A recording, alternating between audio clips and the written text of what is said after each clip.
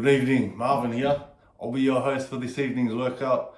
I'm gonna hit chest and triceps. So first up, I've just got dumbbell presses. I'm gonna do it with a more hypertrophy emphasis as opposed to strength. As you can see, I'll just swing this around. I've got some big dumbbells, but I'm going with these clicky ones that like to fall out onto my foot. Wouldn't that be cool to get that one on camera? I'm gonna start with a warm-up of probably about somewhere between 10 and 15 kilo for my first set. You notice with my technique on this one, I'm coming down, I'm touching my front deltoid, trying to get as much range as possible. I'm doing just a dumbbell only workout. I'm not so much worried about strength. Going for hypertrophy on this one and maximum pump. Alright, warm up done. I'm gonna do my first working set, 35 kg. I'm gonna go for about 10 reps. I'm gonna do about 3 or 4 sets, depending on how the third one looks. If I do 10 easily, right, I'll do another set. I might even chuck in a fourth set of maybe 8 if I'm a bit grindy. I'm gonna pause at my shoulders, contract my chest all the way up. There's a sort of technique that I use, which is like a powerlifting technique, but instead of incorporating my triceps with dumbbells, I like to get chest hypertrophy and try and like push my chest to the roof. So my shoulder blades are back on the bench, and I'm basically doing a powerlifting style, but instead of going elbows down, I sort of flare out probably a little bit wider than I would with a barbell bench. Really slow the eccentric down to about maybe 4 seconds and then a pause at the bottom.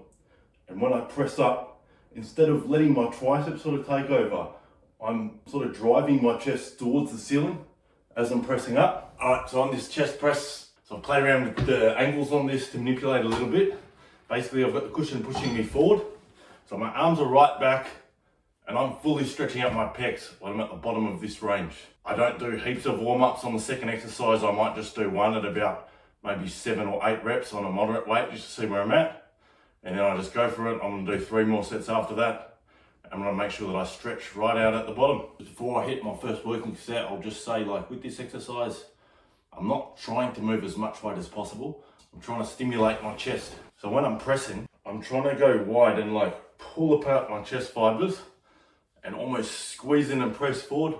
When I'm pressing, I'm not trying to work my triceps. A weird way to explain it is my humerus bone, I'm externally rotating it so hard, right, that my chest just comes into play.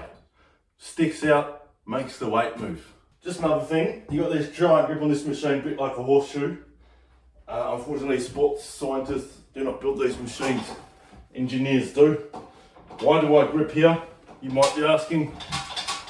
Because up here makes my shoulders clicky, and my bench press doesn't like it when my shoulders are clicky. Why don't I grip here? I use a lot of arms, it's very close. I just prefer here. I can do higher volume without my arms hurting, and I believe it stimulates more growth that way. And when I'm doing a press like this, my triceps are always moving, right? My triceps are always working. I'm trying to make the prime move in my chest. There's certain tactics that I could use, or certain mind muscle connections I could make to make my triceps work more on this, definitely.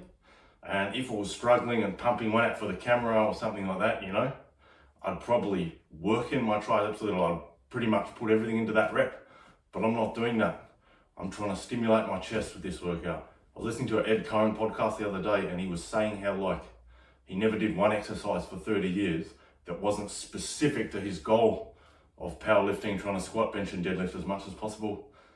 And I just thought, wow, like I just do junk volume just because like, I'm at the gym, so I may as well hit calves while I'm here because everything else is sore or something like that, you know? And yeah, apparently he never did that in 30 years. Being a lot stronger than me, I think you should take his advice. I don't think you should do junk volume, but I don't know, I just like to torture myself sometimes and just do heaps of volume. Had another 2, 3, 4 in me. But yeah, that's just a part of training. You just got to take it with a grain of salt. You don't have to go balls to wall every workout, every set. There's times that you do, and it certainly helps. But every single set, 100 sets a week, it's just way too much for the body to recover from. Love that Matt Wenning saying you got to put the right amount of water on the plant. You can't overwater it, you can't underwater it for that maximum growth. You just got to get the right amount. And yeah, just apply it to your training principles. Like if you're a really stressful week at work or you're not getting enough sleep, there you go. Now I swear I've got bigger, like nothing's changed in my workouts over the last like 3 or 4 months. But I've got bigger just because I'm sleeping more. Is that what they do? Fuck, I don't even know how to do it, bro. I think it's like that. Yeah.